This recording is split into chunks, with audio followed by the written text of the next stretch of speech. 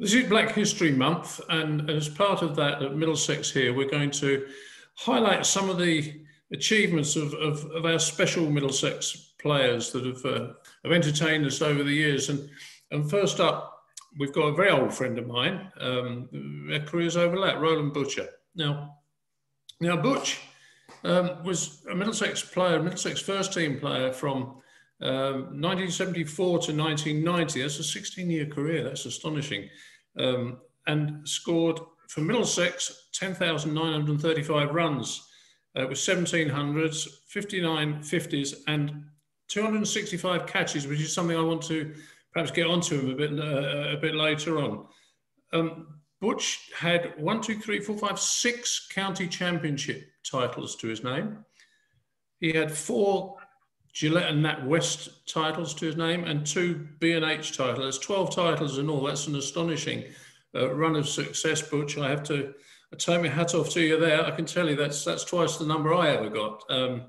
And 4 times you scored 1,000 runs in a season. So, Butch, it's great to see you. You're in Barbados, where a little bit warmer than it is here. It's not too bad where I'm. I take no notice of the hat. It's a little bit warmer.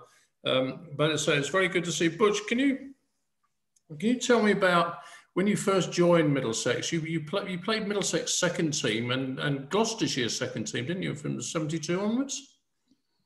Yes, first of all, good to see you again. And we chatted a few months ago in a similar forum, but obviously we're on different sides of the world now. But it's great to see you and have a chat. Yes. Oh boy, you're stretching my memory back now, Sal. I think I first arrived at Lord's in 1970 as a young professional with the MCC Young Professionals. And as you would know at that time, the 2 coaches were Len Munster, who was the head coach, and Harry Sharp was the assistant coach. So, it was a great couple of years. And then really the step from there was only a short one, really across from the nursery end to the other end. In actual fact, when I signed for Middlesex, I had never played a second 11 game, actually. I had obviously played second team cricket while I was at the MCC Young Professionals, but I'd never played a second team game for Middlesex before I actually signed for Middlesex. So I guess that was a fairly rare occasion too. When did you sign for Middlesex then?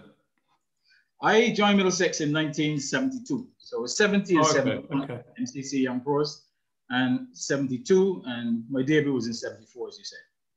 Because I saw, quite curious, because I saw you played second limited cricket for Gloucestershire, and then in the middle of that, you suddenly played a game for Middlesex, and then you went back and played for Gloucestershire again.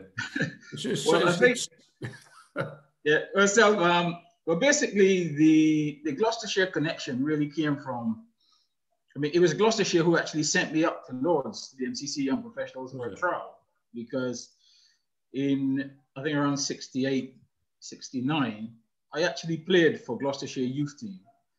A gentleman who was at my club, Cyril Hammond, he moved to Gloucestershire to work for the county. He recommended me to the club as a young player to have a look at. And they invited me to come to Gloucestershire for a trial, which I did. They liked what they saw, and for the next 2 summers, I would spend the entire summer in Gloucester playing in the youth team. Jeff Howarth was our captain then, and obviously the likes of Andy Stovall and David Graveney and Julian Shackleton and all of those boys who eventually went on to play, they were all part of that youth team. So basically what they did was they felt I was too young to come on the staff full time. So they sent me up to Lord's for the MCC Young Professionals. And really that's how it came about. And obviously while I was there, I was playing in those 2 years, I was playing for Gloucestershire second 11. And I imagine, therefore, that Don was a big influence on you, Don Bennett? Absolutely. Obviously, being based at Lord's, it meant that Don had the opportunity really to see all of us.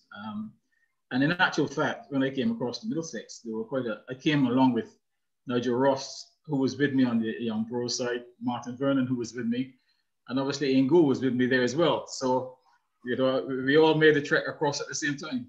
Wouldn't have been quiet, would it? and on top of that, we had one A.T. Botham as well. Oh, God. They'd have been the quietest of the lot then, probably. It was 1974, Butch, you made your debut, and it's a game that I remember, actually. I don't remember it for your debut, I have to say. Do you remember what happened in your debut? Absolutely. How can I forget? I remember where was it? It was a nightmare pitch at Middlesbrough. And you may remember Fred Titmus, I think, got 14 or 15 wickets in the game, and Jeff Cork got a similar amount. I got a duck in the first innings, I remember that, where it was on a pair, and really threw to a brilliant 100 by Norman Featherstone in the first innings. It meant that really we were able to bowl them out cheaply in the second innings, and I didn't have to bat. So I was very pleased about that because it was a great pitch.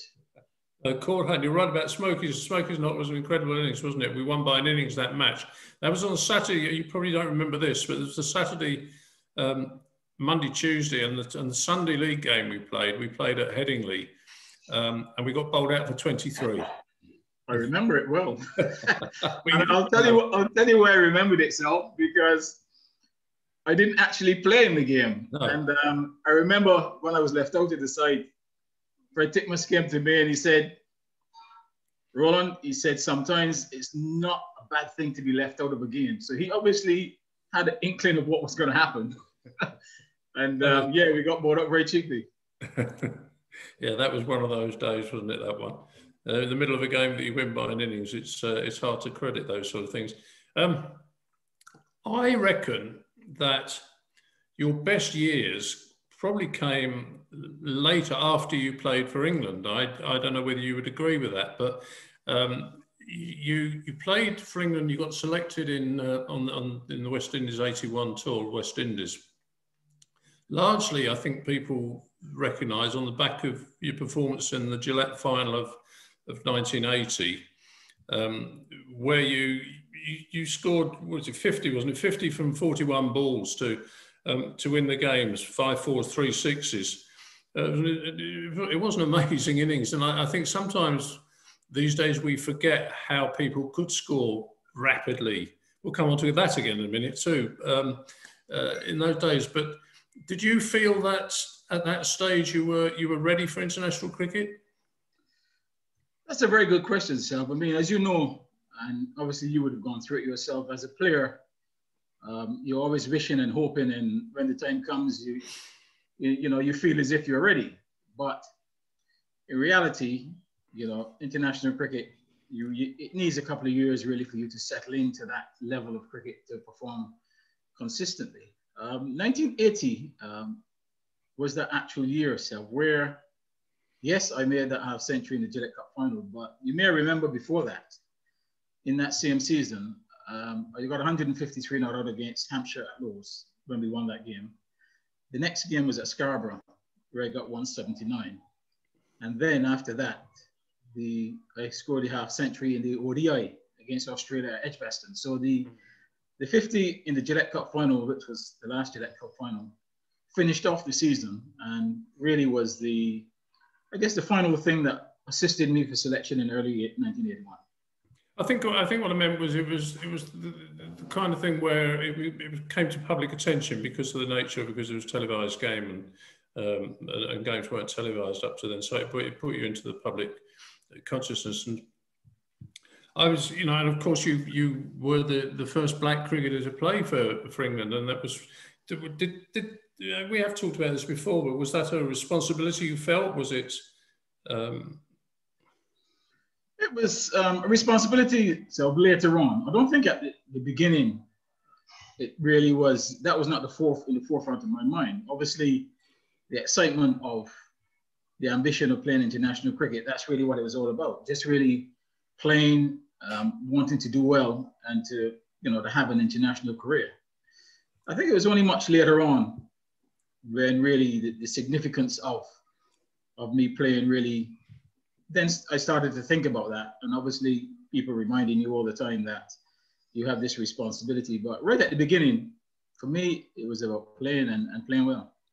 Yeah, you see, of course, the nature, you know, of Black Lives Matter and movement and so forth is highlight all this. And I was sort of very proud to have played in probably the most diverse cricket team there's ever been. I can't think of one where it would have been more so.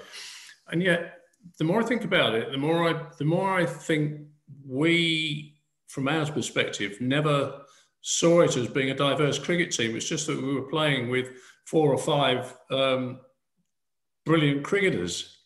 And that's how we saw you. I know sometimes that didn't reflect in how we as a team were received. And I'll be honest with you, it used to irritate me that, you know, you know the whole thing about the Jackson 5 and the 3 degrees and all that. Yeah. And I think that irritated me more than it probably irritated you. Perhaps I should have said more at the time, but I didn't. Well, so listen, back then, as you said, I mean, we were just a team playing cricket. I don't think, I mean, Middlesex really back then in the 70s, 80s, 90s, I think they were a club ahead of their time, really, because as you said, you know, at various times and almost for a decade, they had, you know, 5 black players in the side, which, as you said, nobody really looked on it as anything of any great significance. It was just 5 guys who could play the game, being part of a team that wanted to be a winning setup. So in many ways, really, Middlesex broke the mold, really, for what happened. I mean, football had 3 players at West Brom, remember? Yes. Brendan Batson, and you had Laurie Cunningham and Viv Anderson at West Brom. And, you know, those 3 seemed to have done something great. There was 3, but nobody ever thought that, you know, Middlesex had 5, you know, which really was unbelievable. And to maintain, you know, 5 players for a long time was fantastic. So I think Middlesex were a club ahead of their time, whether it was luck, whether it was by design. I think a lot of credit really has to be given to Don Bennett as coach, who, you know, he really got out into places to see players and, you know, brought them to the club. Because they, you know, I still think that we didn't look on it as being trying to integrate the team. We just saw great cricketers. Yeah, there were some others, didn't you? Do you remember Eugene Blades? I remember Eugene Blades, another black cricketer, wasn't he? Very talented cricketer, wasn't he? Well, yes, Eugene Blades is from my part of the world here in Barbados. We went to school together. Did you? Here at primary school, yes. Yeah, he was, you know, a very good player, had, you know, good opportunities to play. There was also another fellow by the name of Leroy Paris, who was with us at the MCC Young Professionals. I think Leroy actually went to England on the same flight as myself in 1967. Opening batsman, you know, loved to hook. But he, you know, he was also a very good player. So in addition to myself, and there were a few others who were not on that MCC Young Professionals side. There was a fellow by the name of Dennis Chambers, who for me was by far the best cricketer on the MCC Young Professional staff at the time. A Jamaican, he was a left-handed bowler and batsman, terrific cricketer. But, you know, he fell off the radar because, you know, back in those days, the payment wasn't great. So some people wanted maybe instant money, and obviously he listened to the wrong people and disappeared from the scene. But I mean, included Botham and everyone else. I mean, he was the stand-up cricketer at that time, but he just fell off the radar. So there were a lot of black players around in those early days. Yeah. When you first joined Middlesex, it was a club that was going through a transitional stage, wasn't it?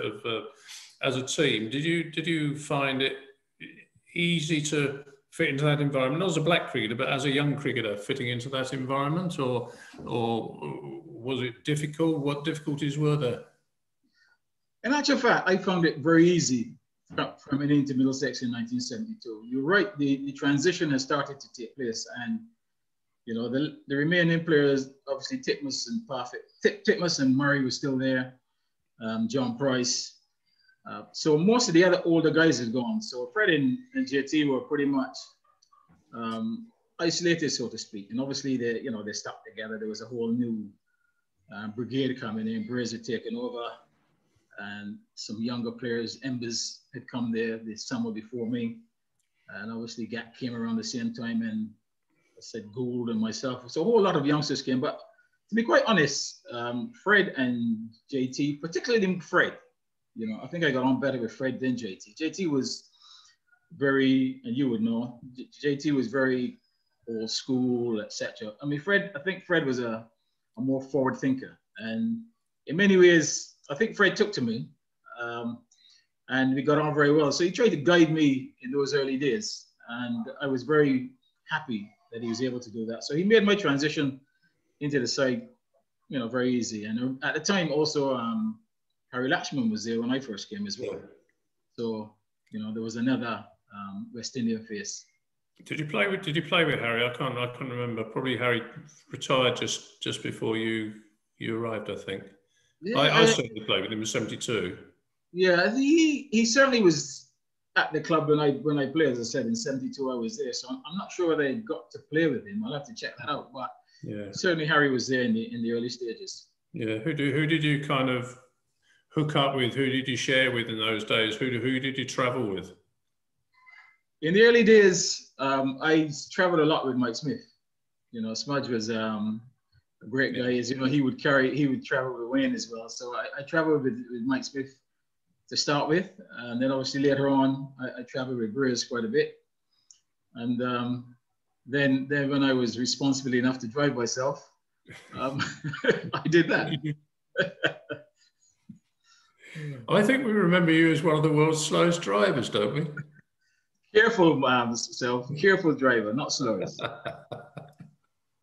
Bridgetown speeds, I reckon. Well, I was a lot faster than Wayne Daniel, I can assure you. Did Wayne drive? Well, you obviously didn't get the story, but you'll have to speak to Simon Hughes. Wayne was actually given at some stage a car, you know, a club car. And, you know, Wayne is, you know, while he might be a fearsome fast bowler, he really is a bit of a pussycat. And he took the first drive outside the Lord's Gate. And the traffic, etc., etc., he went and parked it up immediately in Lord's and gave the keys back. So that was the extent of his driving in England. He never drove again in his career in England. I remember now, you had one of those big Volvos, didn't you? Yes, I did. Yeah, I had a big Volvo, yeah. And, oh, dear. I think one year we had Paul Downton and myself, one year had, there was a carriage in Buckinghamshire that gave the two of us car. I can't remember what it is. I'll have to speak to Paul, but yeah, we had those big Volvos. I remember that for sure. Well, you did. I didn't. I used to work with that one. I got one of those little things like clockwork. It was. You got this big wagon, didn't you? Yeah, it was massive. Butch, you know, we're talking about your best years. Maybe we can talk about those. Probably 82 through to 86 were pretty stellar years for you, actually, on record. Looking at your record during that time, what do you think sparked those good years, 82 onwards? You were probably your most mature as a player, or was something spark it, or? Yeah, there were a few things I think, Sal, that happened in that time. As you know, I played in 81 for England. Lots of changes took place in 81. You remember the 4 captains and the Blues coming back, etc. So 81 was a bit of a watershed moment, so to speak. But 82, winter of 82, I was offered a contract to play for Tasmania with Michael Holden as 2 overseas players for Tasmania. And I think that really was the vital thing for me, because I think I reinvented my game in Australia in 82. The cricket was very hard. It was the first year that Tasmania were allowed to play all 10 Shield matches. So obviously we played 5 away, 5 at home. And the intensity of the cricket and the players that I was playing with and against, I think that really assisted my game, because 1983, you may remember 1983 when I came back, the very wet summer that summer. And I remember by July, you know, we played about 6 weeks of cricket, but in that period of time, I'd scored about 700 runs. And you may remember I had 36 catches at that point in time. Yeah. Then is when I got struck in the eye. That was this year in July in '83. So coming back after that, really it was a case of trying to prove to myself that I still could play. So hence, the period, as you said, between '83 and '87, was pretty good for me, because I think I had a determination that, I had to prove that I was still able to play, because, I had lost some vision in the eye, and I had to think long and hard, do you want to continue as a cricketer, or, are you going to fade away? But I was determined to continue playing. Yeah. Actually, a little bit earlier, but you mentioned that '83 accident where George Ferris hit you. Yeah.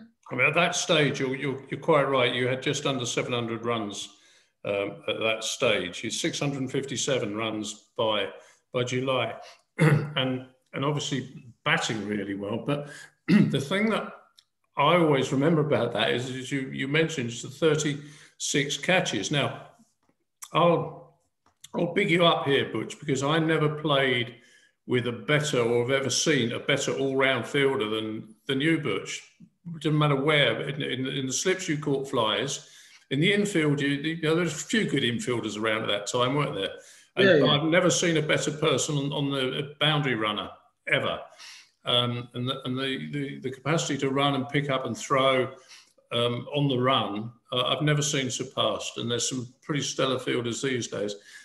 So at that stage, you had 36 catches. And if I tell you that, or tell everybody, that Paul Downton, who was wicketkeeper that year, he played 25 games and only took 56 catches, that gives you some idea. The record for a summer, 79 catches by Wally Hammond, and he played 35 games for that. So at that stage, you probably had more catches than the leading wicketkeeper. Okay. Yeah, I mean, now, sorry. Yeah, you carry on, Seb, and then I will come in after. Yeah, I mean, look, I know I'm sort of talking about this, but I think this is really good, because I heard a story, and you'll be able to verify this, that you were catching flies at that stage. And in that particular game at Lord's against Leicestershire, for some reason, you thought, I'm not seeing the ball very well off the pitch here. And you asked Gat to move you out of the slips. Is that a true story or apocryphal? Yes, I mean, I think that certainly did happen. As you know, sometimes, particularly bowling from the nursery end, in the afternoon, sometimes it got fairly bright, and you didn't always pick the ball up well enough. You must remember also, back in '83, I had been catching well in Australia. I think it started in Australia. I fielded that slip to Michael Holden in Australia, and I caught well. So I came back obviously with a lot of confidence. And I remember that year particularly, I took a lot of catches off Phil Edmonds that year. Yes, things were going well. I was batting well, catching well, and I always felt that the two things go together. I found that if you were fielding well, you would also bat well. And it was something that I thought about, and I think the keepers, Paul Duncan would tell you the same thing too. When he kept well, he would bat well also. But tell me, you see, the point I'm making is that having not seen the ball quite so well off the pitch to catch, and to actually ask, you the best catcher of the ball in the country, to move out the slips because you're not seeing it very well, and then later on to get hit by a ball that you didn't really see, is quite telling, isn't it? Yes, it's. When I got hit, actually, it was, I would take the blame for that, because it was a fairly casual shot. The weekend had gone really well. I remember the Saturday, we played Leicestershire the entire weekend. I think I got 60 or 70 on the Saturday. Same thing on the Sunday, and this was the Monday afternoon, and I was in the 20s. I just hooked Les Taylor for a couple of fours, and I think George as well. And again, I think I was a bit casual in the hook. I literally, I think, completed the shot before the ball arrived, and was struck, under the left eye. And really, that was the end of that season, and as it turned out, really the end of my international career, because I guess had I been wearing the helmet that I had with the grill, I might have had to replace the helmet, but the career would have continued. Yeah, but it did continue. See, this is the remarkable thing, because the following season you were back, and you had in fact you had your most prolific season in run scoring the following season. 84, you got 1,300 runs, just over 1,300 runs. That's quite a comeback, isn't it? Was that what you regard as your best season? Statistically, it was in terms of, certainly in terms of aggregate. I would say in terms of satisfaction, I would say it was my most satisfying season, because after that injury, which happened in July, by the start of the season in April, I still wasn't right, because I didn't actually get back into the Middlesex side until later on in the season. I didn't start the season. So, I had to play a second 11. I had to get used to, new head positions, seeing the ball different, et cetera, et cetera. So in terms of satisfaction, the fact that by the end of the season, I was able to have my most prolific season, having gone through what I went through, and still with doubts in my mind and other people's minds as well, I would have to say that was the most satisfying season. Yeah. What would you say was, in those years, presumably, what would you say was your best performance? Which performance are you most proud of, and which do you think was your best performance? I would go back to, I think, my very first 100. I remember that very well. It was against Gloucestershire at Bristol. Ironic that it would have to be against Gloucestershire, against Mike Proctor and Brian Brain. I remember that very well. So that had a special meaning. But I think the run of scores in 1980 really has to be the best for me, where I got those two back-to-back hundreds against Hampshire and Yorkshire. Yeah. Also followed by the half century in the ODI, which actually was, I didn't know initially, but was the actual fastest ODI 50 in history at that time, 36 balls. And then the half century in the Gillette Cup. So I think the run of scores and the way that I was playing in that year, and obviously we also did the double as well. So in 1980. So 1980 has to be a special year. And, that was something special, yeah. Yeah, because I think it was Brian himself who said that the difference between you and him was he was the player who emptied the balcony, and you were the one who filled the balcony up, weren't you? Well, Briz, we all had our different styles. I mean, actually in that final, some said I stopped Briz getting 100 because he was 90 odd not out in that Gillette Cup final. And I just got to 50. So I think he was quite pleased that we won the game. It didn't really matter. Now, do you remember your highest score, Butch?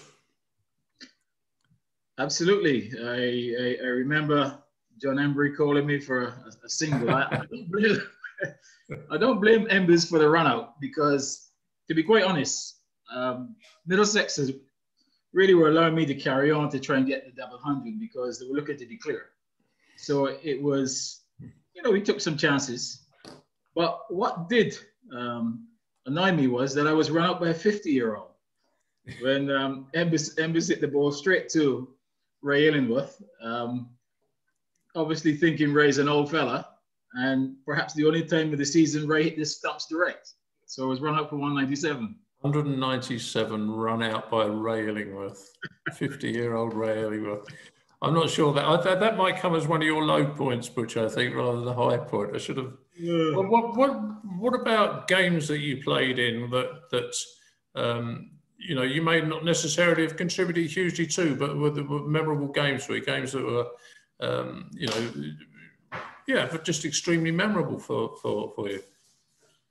I mean, we had plenty of games like that. So as you know, I remember one game in particular. I mean, I think you played in this game as well. We played Surrey at the Oval, and we had to bat late one evening, and Sylvester Clark was bowling the speed of light, and I think we lost 3 or 4 wickets that evening, in a short space of time. I remember surviving Sylvester Clarke, so I was not out overnight.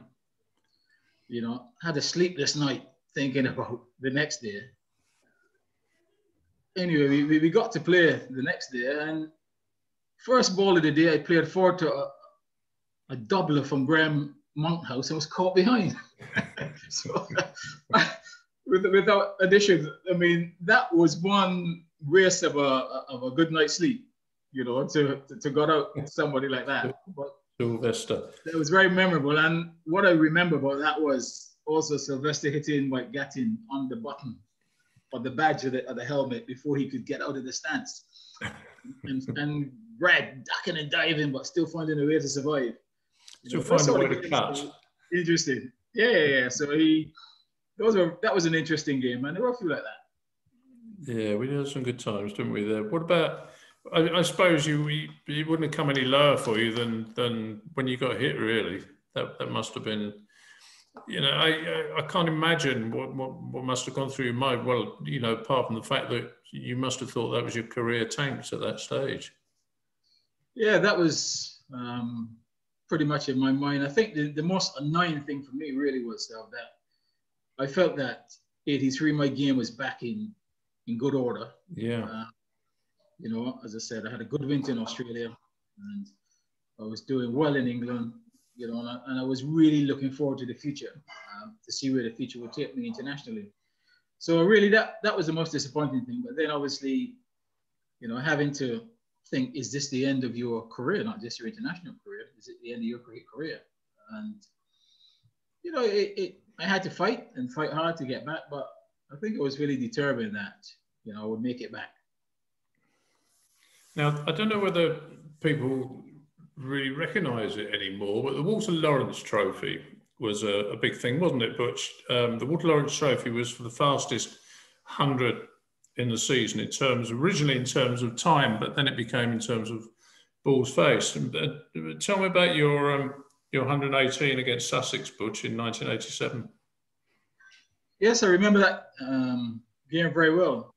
As you would know, I mean, Sussex, certainly when we played, was an interesting place to play. I think it was good for fast bowling, but it was also good for batting. I found the pitches there were very good, and you know, Sussex had a good attack as well, a good fast bowling attack. Obviously, they had Imran Khan, Garth Daru, and Tony Pygott.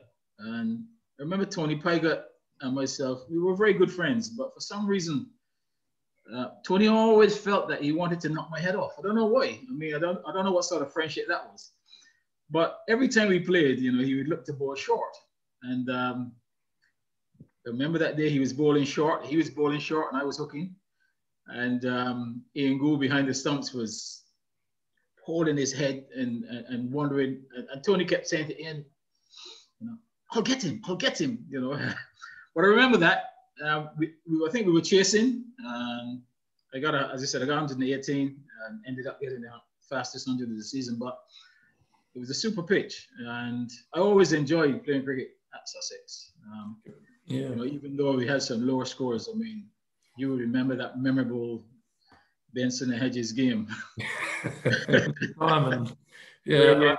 We and Daniel received a searing bouncer from Imran Khan, and I remember the picture the following day in the newspaper, and Wayne was, whoever took that picture should have been given an award, because Wayne had leapt in the air, both feet was off the ground, head back, helmet off, and the ball passing just past his chin through to wicketkeeper Gould.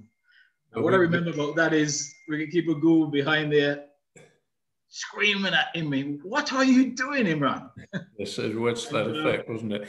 And it had the effect. I tell you, I don't think I've ever seen. I mean, Wayne, as you say, was a very equable character, wasn't it, Wayne? You know, it didn't take much to rile him, but his eyes were red. He was absolutely incandescent, wasn't he? What did he get? 7'12" or something ludicrous. 6'12". He absolutely tore him down that hill, didn't he? Yes, he did. I mean, when that ball went past Wayne, Gunner said you could see the whites in his eyes when it went past, and he thought, "Hey man, you've got to be mad." Yeah. And yes, I mean, he ran in, and as I said, he got 7 for about 15, and naturally we won the game. So, you know, that was a memorable game as well. Yeah, it was too. That 100 instead of that Walter Lawrence Trophy, the fastest of the season, it was 73 balls, 96 minutes. And you're right, you chased it nearly 5 and over. You won the game, 256 for 7 in 48 overs. I mean, that's some going as well, you know, but it's against that kind of attack in Hove. And Hove was, you know, it was a good pitch. It was a good pitch to bowl on as well if you got a bit of a sea threat and stuff. So it's not always those easy things. But you finished at Middlesex in 1990. That was your last season. Your last game against the Kiwis, which coincidentally, another of our interviews is going to be with Paul Weeks. That was his debut. Right. So there's a nice overlap there. Do you remember it wasn't a stellar exit, I suppose, was it? Norton 22 not out. That was your 100. Yeah, I don't actually remember the game itself because at that time I obviously was not thinking it was going to be my final game. Really, yeah. It should not have been my final game itself because when I retired at the end of the 1990 season, yeah, we won the championship again, so yeah. We were successful, and I still had another year of my contract left. Did you? My contract didn't expire until end of 1991. I think what really happened with me was that I'd had a couple of, very tough years. As you know, my benefit was in 1989. Yeah. Which meant really from, 88. I'm not sure if I came after Gat or Embers. One of those I came after. So obviously I would have been shadowing them the year before, as well as still playing. Then benefit year in 1989, which is a tough thing when you still have to play. Mm-hmm. Then 90, and I felt perhaps I was I think I was mentally tired. A couple of years later, I felt I did the wrong thing really, because what I really should have done is perhaps just taken the winter off completely from cricket in 1990 and then restart in 91, because I was fit. I was 1990, I was still fit. I didn't have any injuries, muscle or joint injuries. I was in very good health, same as all the years before that. Obviously still had to deal with the eye situation, but that's something that I had dealt with for 7 years. So, my body was in good order, and I think it was a rush decision to retire when I did. And really, looking back, I think when I saw Gooch and others going to the 40s, I think I should have continued. Yeah. But, when doors shut and open, what have you done with yourself since then, Butch? I mean, that's 30 years ago now, isn't it? Of course, there's a lot of water gone under the bridge then. A lot of years, Zelf. Basically, after that, I completed my football coaching qualifications. I had some qualifications while I was playing, but it gave me the opportunity to look to do my UEFA B license. I had been coaching in football before that. I was involved probably for the next 10 years as a soccer school coach at Arsenal. I was at Westminster School as the head cricket and football coach also for that period. But what I did was, as I said, I went and did my UEFA B license. In actual fact, I did my B license with Brendan Rodgers. I met him on that course. He obviously was a young guy who had retired from football because of injury. As you know, he played under 21 for Ireland. Had an injury and decided early he wanted to be a coach. We met on that course, got on really well. Had lots of discussions, and I think we thought similarly about the game, etc., etc. It was about 3 months the course was. Course finish, we went our separate ways, and it might have been about a year later I received a call from Brendan, and he said, Roland, listen, I've just been appointed the academy director at Reading, and I want you to come and be one of the coaches. So I said, yeah, sure, fine. So I went and worked under him at Reading as an academy coach, ran my own team at Reading. Obviously, he was a bright young guy on the scene, and Jose Mourinho was at Chelsea and recognized his talent and encouraged him over to Chelsea. From there, I then I went to Bermuda as national cricket coach. Came back from Bermuda and went to St. Edward's in Oxford. I did 3 years there as football head coach and cricket head coach, and then really was offered the position in Barbados from 2004 as director of sports at University of West Indies. Initially, I came here on a 2-year contract to see how things would work out, and because before that, I had no intention of really coming back to Barbados.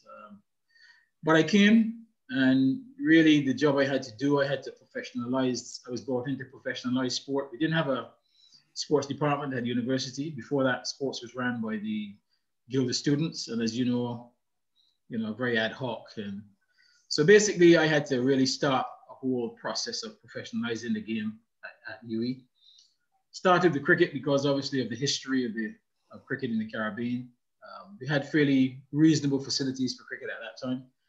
Reasonable field, fairly small pavilion, but we did have an indoor center, which is the only one in Barbados still to this day. And at the time, there wasn't any more really in the Caribbean. So we had an indoor center, the Cigar Silver Center, and we had to build on that. I think the World Cup came along, and because of the World Cup, we were able to get a brand new pavilion and upgrade the field at the 3Ws Oval to a first-class venue, fantastic pavilion, etc.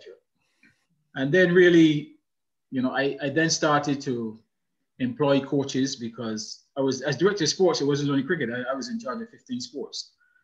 So I then had to, I started employing coaches for the first time in those disciplines, improving the facilities. Then we ended up getting a brand new artificial football field with lights, and then Usain Bolt track, develop that. And then really what I had to do was there's no point in having all of these facilities and you don't have any players. Within the university, we had a lot of guys who were at the university but playing for other teams. So I lobbied the Barbados Cricket Association to put us into the top division of cricket. That met for 2 years with, they didn't really take that on board because, Barbados is a very conservative place and you've got to win something in order to get up. But then in 2006, the then president, Tony Marshall, after 2 years lobbying, he decided to put us into the top division of cricket. And that really caused a real stir in Barbados because the clubs were happy. Well, not happy. They haven't won anything because we had a team that played in the second division or something. But what they did was they gave me 2 weeks before the start of the season really to put a team together. We didn't have a team.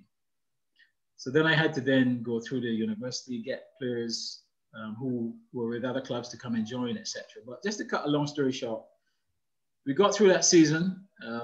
We did pretty well in the league and in the cup. And really from then onwards, we have dominated cricket in Barbados because after that, we then, through my department, we started to offer sports scholarships. So then I had to look around the region for talented sports persons, men and women, in the different sports who had, first of all, the academic qualifications to get into university, but also the ability at sport. So now really I was there, I retired last year after 15 years. So all the teams now were now made up of a lot of people on sports scholarships who came in, did their degrees, was able to play high-level sport. We were able to persuade West Indies to now put combined campuses and colleges into first-class cricket because, as you know, University of West Indies is made up of campus in Jamaica, Mona, St. Augustine in Trinidad, KFL in Barbados, and then the open campuses in the other islands. And again, in the end, they agreed. That was another problem I had. Now I know how to go around all the campuses and try and have trials and put together a team to perform in this competition. And as the years have gone by, that teams have done extremely well. They have actually won the first-class competition. They have had loads of players while still at university, went on to play for West Indies, the likes of Chadwick Walton and others. And 1 year, we actually had to bail out West Indies when they were having difficulties with the Cricketers Association and the players, and they boycotted the Bangladesh series. The team was made up, the entire team was made up of the players from the university, along with the likes of Kemar Roach. And that made up the West Indies team, saved really West Indies a huge fine because they played against. And actually one of our players, Omar Phillips, opening batsman, and John Dyson was the coach there, and he actually got 94 in his debut in his very first game. So that is what I've been doing really for 15 years. And on top of that, I've been on the board of directors of the Cricket Association for about 10 years. I'm also a member of the Cricket West Indies Cricket Committee. And I was also involved with the football as well. So 15 years is what I really, next 15 years was what I really was all about. And now I'm retired and trying to do some things really for myself now. So. Good for that. I'll tell you what, Butch, that's a life well led, my friend, and you look very well on it, I have to say. Butch, thanks so much for taking the time here. It's been wonderful seeing you as ever. We don't do enough of it, do we? We don't catch up enough. No, we don't. No, we don't. You know, this year, obviously because of COVID, etc. You know, we've done a few programs in Middlesex, so we've had a chance to chat, and obviously after that, you know, keep in touch with the players. But yeah, you're right. You know, we don't do enough of it. All right, Marvin. Thanks very much for that, Butch, and we'll catch up again soon. You too, Sal. A great pleasure, mate.